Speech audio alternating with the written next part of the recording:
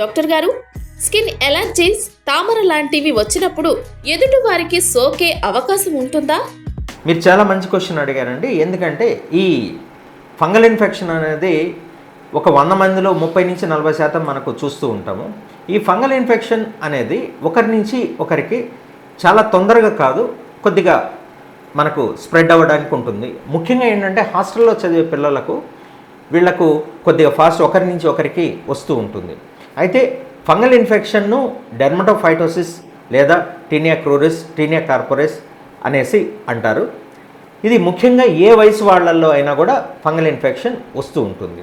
ముఖ్యంగా fungal infection అనేది ఒకరి ద్వారా ఇంకొకరికి ఏ రకంగా సోకుతుందంటే, ఒకరు సోప్ ఇంకొకరు వాడినప్పుడు, లేదా ఒకరి బట్టలు ఇంకొకరు వాడినప్పుడు, లేకపోతే ఒక పర్సన్కు ఏదైనా ఫంగల్ ఇన్ఫెక్షన్ ఉన్నప్పుడు ఆ పర్సన్ బట్టలను వేరే వాళ్ళతో కలిపి వాష్ చేసినప్పుడు ఇలా ఒకరి నుంచి ఒకరికి వస్తుంది. అంతేకాని డైరెక్ట్గా కాంటాక్ట్ అనేది చాలా తక్కువ మందిలో వస్తూ ఉంటుంది. పోతే ఈ ఫంగల్ ఇన్ఫెక్షన్ కామన్గా చూస్తూ ఉంటాం. అదేవిధంగా ఎవరికైతే ఈ చెమట కానీ లేకపోతే ఎక్కువగా పడుతూ ఉంటుందో, మనకు చెమట పట్టినప్పుడు ఈ దురదలు కానీ చర్మం పైన మనకు ఈ ఫంగల్ ఇన్ఫెక్షన్ ఫాస్ట్గా స్ప్రెడ్ అవుతుంది.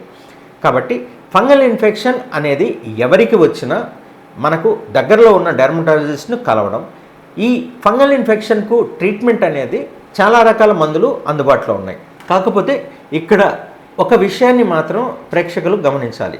ఎవరికైతే ఫంగల్ ఇన్ఫెక్షన్ వస్తుందో వాళ్ళు దురద తగ్గినంత మాత్రాన కంప్లీట్గా ఇన్ఫెక్షన్ తగ్గినట్లు కాదు.